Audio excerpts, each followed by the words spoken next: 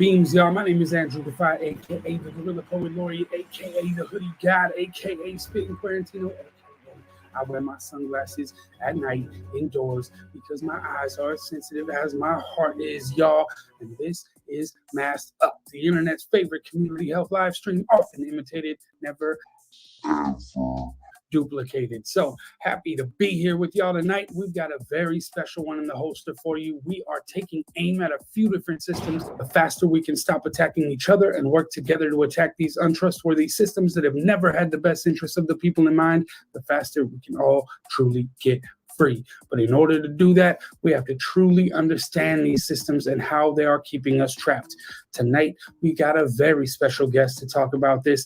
Anne Stuhldreher is the Director of Financial Justice for the City and County of San Francisco, which was the first citywide project in the nation to assess and reform how fines, fees, and financial penalties impact the city's most vulnerable residents. So tonight, we're going to draw the connection between financial justice and physical health. We're going to talk about California's eviction moratorium coming to an end in September and what that means for renters around the state. We're going to break down how bail, fines, and fees funnel much needed resources from communities into government and the corporate prison system. And we're going to get real scientific about the role stress plays in our bodies. This is one of my favorite episodes yet, even though it's just starting now.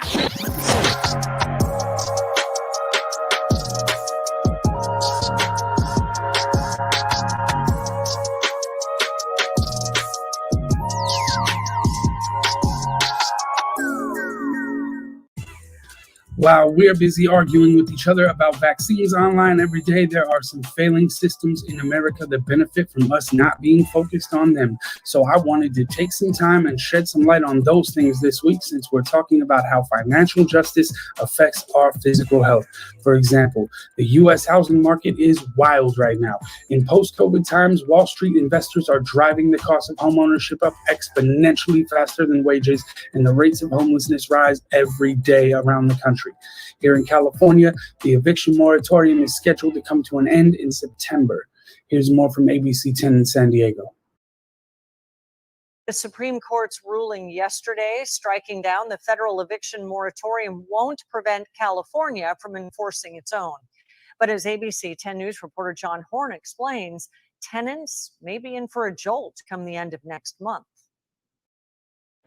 We were lucky to find one. Ambrose Lark and her partner recently leased a one-bedroom apartment in the College area for $1,400 a month, something of a bargain in this market. But everywhere else, it's like $1,500, $1,600.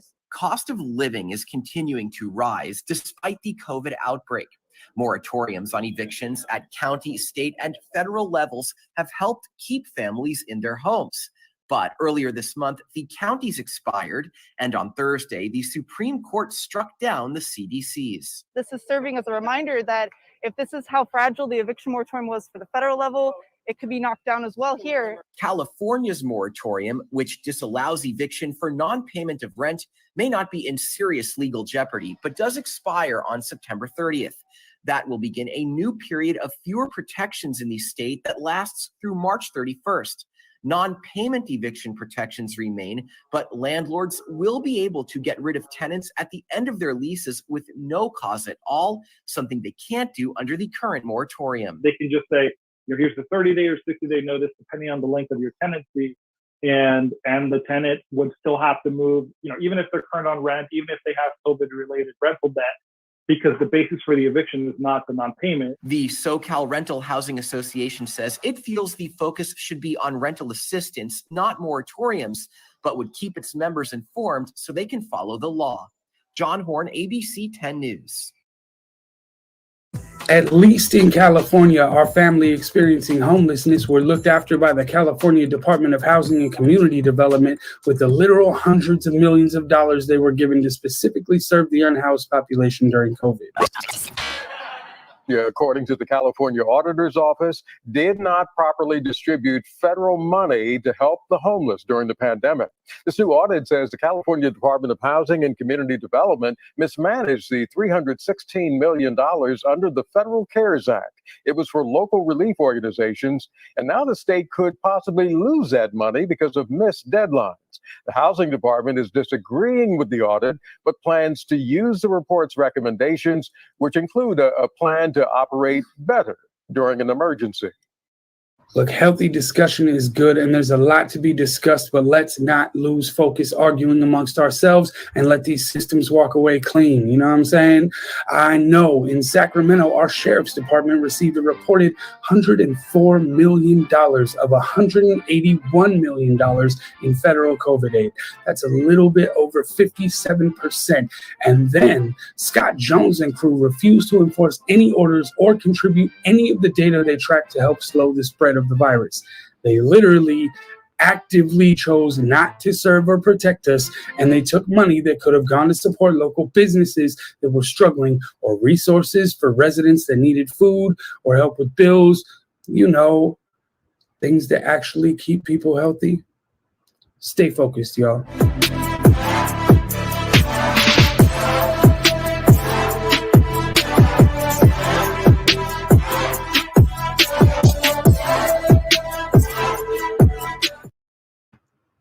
So this is an interesting one, fresh from Kaiser Health Network, that draws a connection between vaccination and financial status and suggests that the less well off you are, the less likely you are to be vaccinated. First of all, I love when people use words in ways we don't think of anymore, like when founder means collapse instead of the person who started a business. Anyway, let me give you the highlights. So in California, 49% of enrollees aged 12 and older in Medi-Cal, the name of Medicaid in California, are at least partly vaccinated, compared with 74% for Californians overall. According to detailed reports showing vaccination rates by county and by health plan, rates around the state vary dramatically. In Silicon Valley, Santa Clara County, 63% of Medi-Cal members have been vaccinated versus 38% in neighboring Stanislaus County. California health plans are working with community groups to knock on doors in neighborhoods with low vaccination rates and providing shots on the spot. While more than 202 million Americans are at least partly vaccinated against COVID, nearly 30% of people 12 and older remain unvaccinated. State Medicaid programs that can track their programs show modest results. In Florida, 34% of Medicaid recipients are at least partly vaccinated, compared with 67% for all residents 12 and older. In Utah, 43% of Medicaid recipients are at least partly vaccinated, compared with 68% statewide. In Louisiana, 26% of Medicaid enrollees are at least partly vaccinated, compared with 59% for the state population. In Washington, D.C., 41% of Medicaid enrollees are at least partly vaccinated, compared with 76% of all residents. Medicaid agencies in several states, including Pennsylvania, Missouri, New Jersey, and Texas, said they lack complete data on vaccination rates. We know how we are doing, and it's not great, said Dr. Pamela Riley, medical director of the D.C. Department of Healthcare Finance, which oversees Medicaid.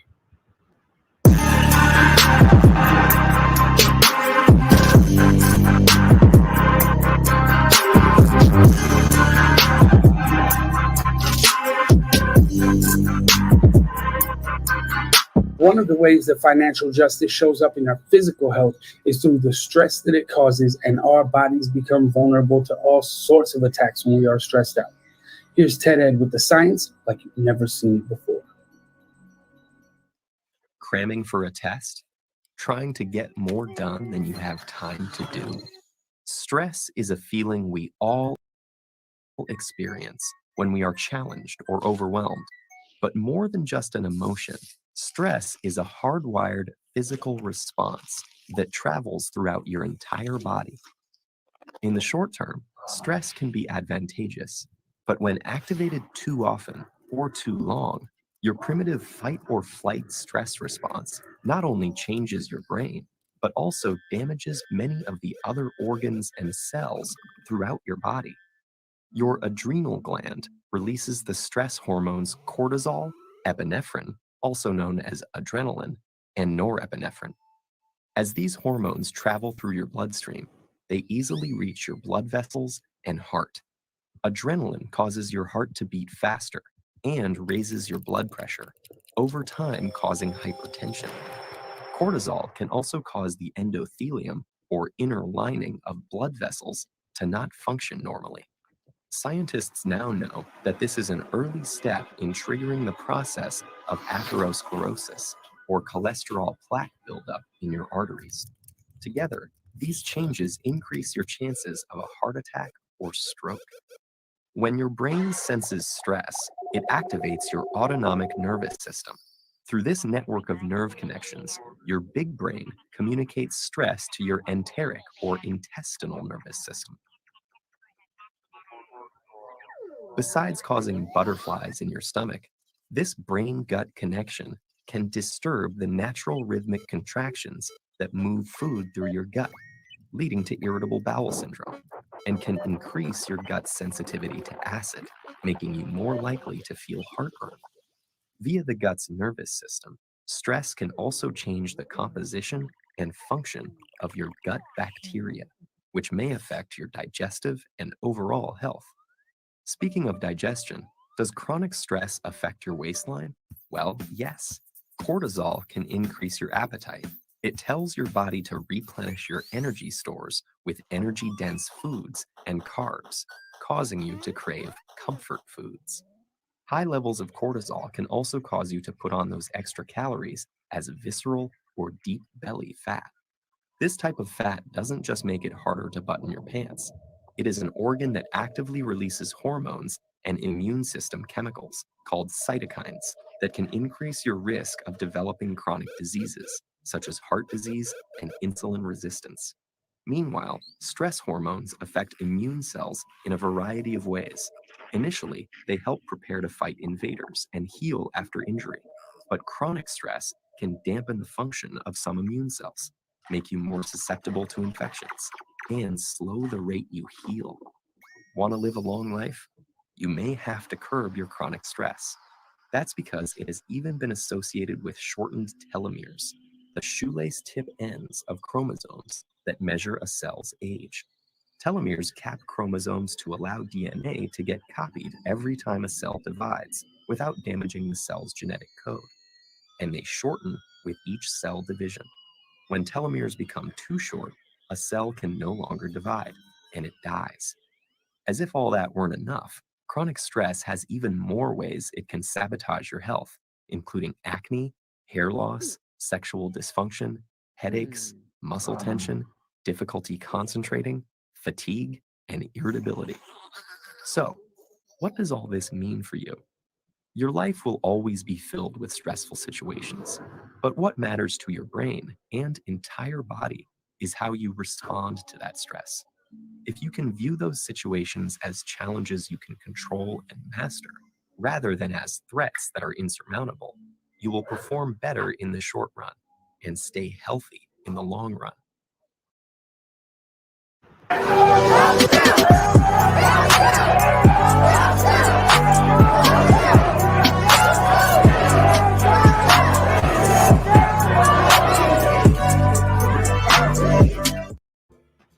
Our guest tonight, along with her team, have been doing some of the most revolutionary work in the U.S. around bail, fines, and fees. These are some of the systems in place to keep Americans, especially Black and Brown Americans, in poverty and incarcerated.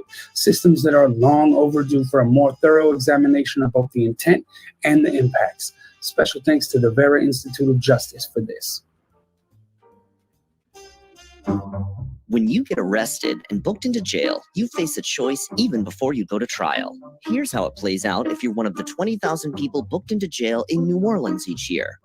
If you can pay your bail, you go free. But if you can't, you or your family pay 10% of that bail amount, called a premium, to a bail bondsman to go free.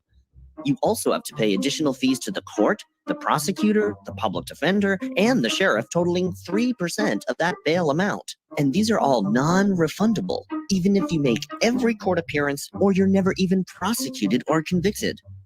If you are convicted, you have to pay additional fees on top of your sentence.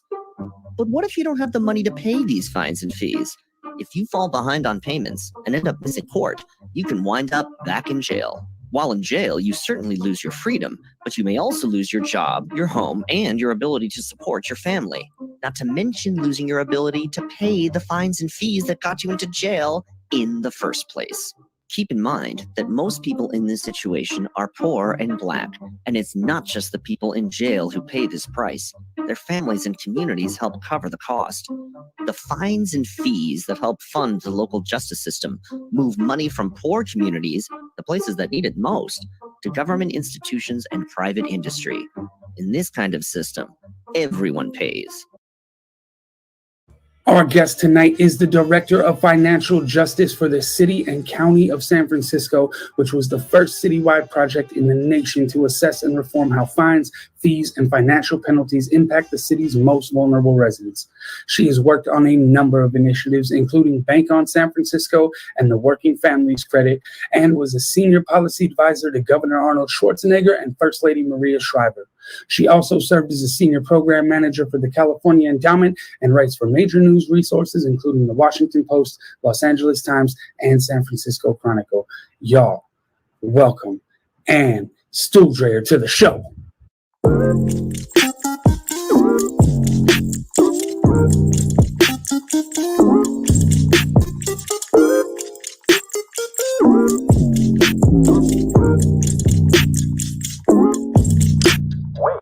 Anne Stuhldreher is here with us right now. How are you doing? I am good. I am very happy to be here with you today, Andrew. Thanks so much for having me. I am so excited for this interview, and we're going to get into a lot around financial justice and the Financial Justice Project. I was wondering if real quick, before we even get into that, can you define what financial justice is? Yeah, that's such a great question. For our purposes, when we use it, we are referring to making sure our fines, fees, tickets, financial penalties in San Francisco, making sure we've taken a hard look at them and ensuring that they don't have an adverse and disproportionate impact on people with low incomes or communities of color. We don't think like you should pay a bigger price or suffer a bigger consequence just because the size of your wallet is smaller, or because of the color of your skin or whatever neighborhood you happen to live in. So in order to achieve financial justice, y'all started the Financial Justice Project out in San Francisco, and you are the first ever director of the Financial Justice Project. Can you tell us a little more about the project and what your goals are as its director? Yeah, sure. So, once again, I direct the project. We are set up within the Treasurer's Office. Jose Cisneros started the Financial Justice Project for the City and County of San Francisco. And we were set up really in response to a lot of community outcry about the heavy toll that fines, fees, tickets, financial penalties were taking on folks. So things like people couldn't pay their traffic tickets, and which can be several $100s, and then they were getting their license suspended, which made it very hard for them to get or keep a job. Their car was getting towed and it was several $100s, and people couldn't get their car back. So that made it very hard to get to work or get their kids to school. We were handing people a bill to pay a long list of fees when they got out of jail. And even though they'd done their time, they'd get out and they'd face these huge financial barriers that made it hard to get back on their feet. So there were just so many things like that that seemed like, didn't make sense, like weren't really helping us achieve what we wanted to achieve in government and the courts. And we're also just laying this huge burden that was falling disproportionately on people with low incomes and communities of color.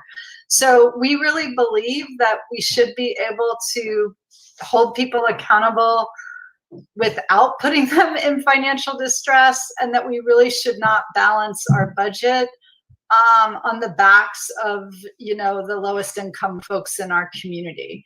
So we've been at it now for a few years. Absolutely. And under your leadership at the Financial Justice Project, San Francisco became the first county in the nation to eliminate administrative criminal justice fees First off, round of applause for that. Can you talk to us about why elimination of such fees is so crucial to achieving financial justice? Yeah, absolutely.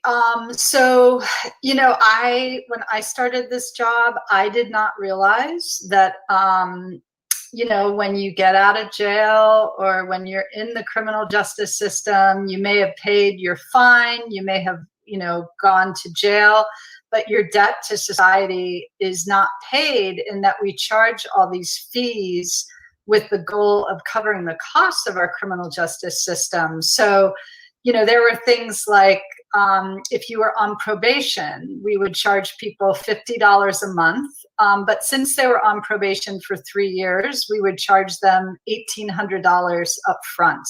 We would charge people up to $35 a day to rent their electronic ankle monitor.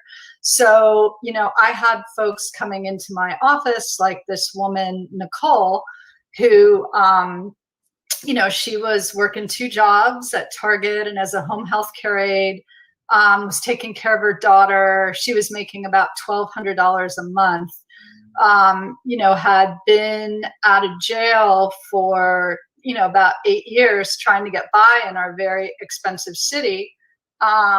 Yet we were garnishing about $300 of that paycheck each month to cover these fees.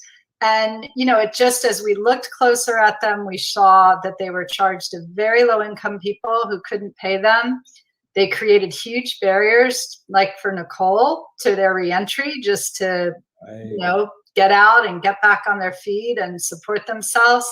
They were also a terrible source of revenue. Like for that probation fee, the collection rate was just 9%.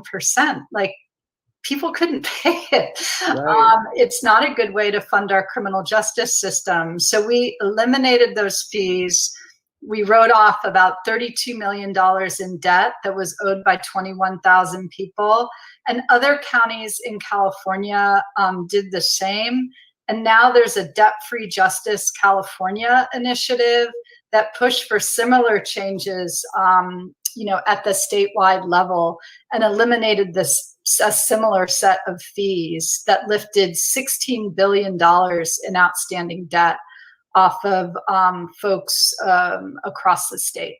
Wow. Another round of applause for that from the studio audience. And thank you for your leadership on that. A phrase that we commonly use on this show is health is wealth. And it also seems that the flip side is true. Wealth often equates to better health outcomes. Can you talk to us about how financial justice is related to community health? Yeah, that's such a great question, and I have heard that health is wealth before, and I totally agree with you that I think the flip side is true. And again, I just think of so many of the folks that I talk to, and one thing that we stopped doing in San Francisco that was just causing so much stress in our communities, and I know that stress can lead to worse health outcomes, was we were, like most jails and prisons in the country, we were charging high prices for jail phone calls, and marking up kind of the price of items in the jail store so we could generate revenue for our jails and our jail programs. And so, I'm just thinking of, a woman who was a community advocate, Valentina Cedeno, who, in her own family, she had, her mom, she has an incarcerated brother, and she and her mom have had a hard time, paying their own bills at times because they have to pay the cost of these phone calls. And, at the time, and this is not unusual, if someone made a 15-minute call from jail in the morning and the evening over the course of the typical then 70-day jail stay, it was about $300. That's a lot of money. And so I remember Valentina said her mother, sometimes would be looking at her bills and thinking, do I pay my PG&E bill or do I pay this? And, as we looked more closely at that, we saw that the more we can help incarcerated people stay connected to their families, the better they do when they get out, because a lot of times they're going to stay with their families. And so their reentry outcomes are better. We also make it easier for them to get through their time in jail. And I think we all win when that happens. The goal of jail is to, someone has to do their time, but it's also, there's a goal of rehabilitation. So, we were the first county in the country to make all jail phone calls free and stop kind of marking up items in the jail store. We were marking up, basic hygiene and food items about 50%. And so, again, I just think the stress that we were causing that led to community outcomes, or, our towing costs, we've also created discounts for low income people. Again, I just think of all these calls I get where someone's like, my car got towed, I can't pay for it. If I pay for it, I don't know how I'm going to be able to afford my rent. We need to hold people accountable. We're, of course, a city and a state of laws, but I think we can do so in a way that doesn't drive people into financial distress and therefore, kind of push them towards worse health outcomes. Right. And the system is just they need to be continually looked at. And that's what I love about the work that you're doing, is continuously looking into these systems and finding the places where they could work more effectively for all of us. Right. So what more should we be doing, either as individuals or on a systemic level, to achieve financial justice in this country? Yeah. So no, that's a great question. There really is a movement in California. There is, and I just want to say there's so many people working on this besides me in California. And, I really see my most important job as to listen. And so, there is the Debt-Free Justice California Coalition that, if you Google that, Debt-Free Justice California, or Andrew, I can send you some. Right here. I'm going to put a link right here. Okay, cool. People can find out more about that. I also want to encourage all of my peers in governments and the courts that we really need to listen to people and understand the impacts of a lot of our policies. Again, I think sometimes in government or in the courts, you can get kind of buffered from, what happens when people, get that ticket or that fine or fee that they can't pay. And I think there's a lot of different solutions. Sometimes fees can be eliminated. Sometimes things can be adjusted. There can be a sliding scale for income.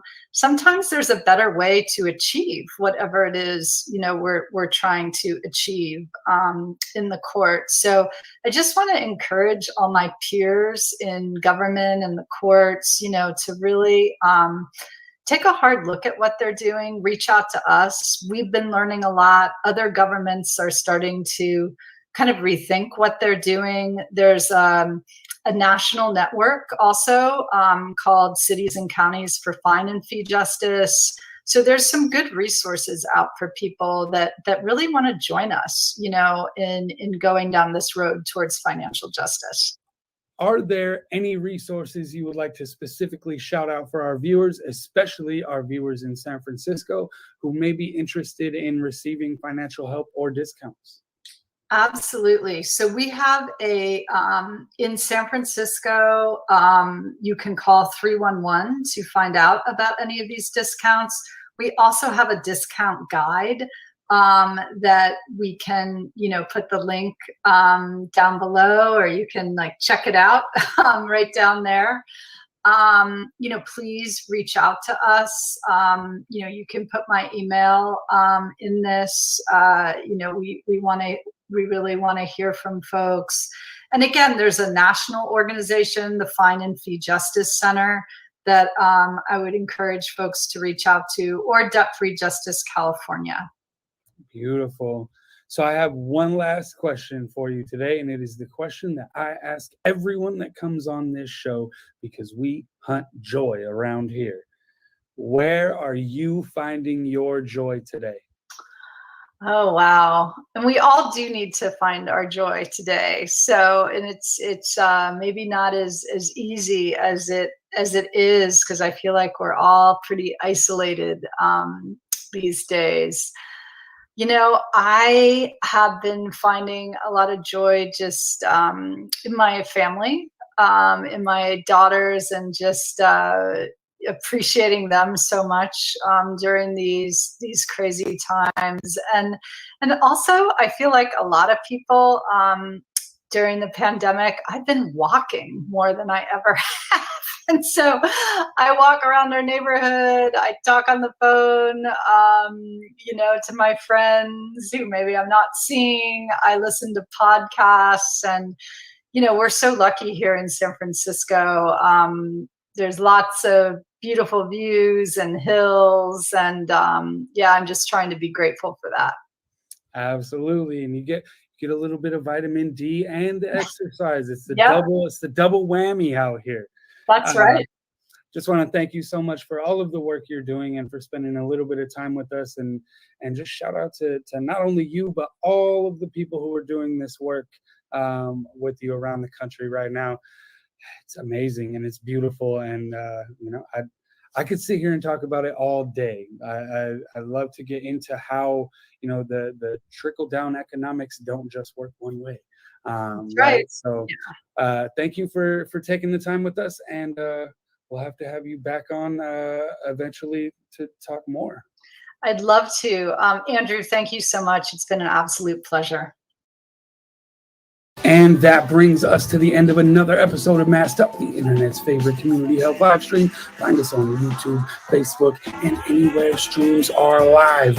We want to thank you all for tuning in, because this would be really awkward without you, to be real. Let's try to spend less time villainizing our neighbors than we do deconstructing oppressive systems. Eat your vegetables, get some exercise and some sunshine. Talk to your trusted medical professional about if the vaccine and or a booster shot is right for you. And as always, remember, health is wealth. Get your bag.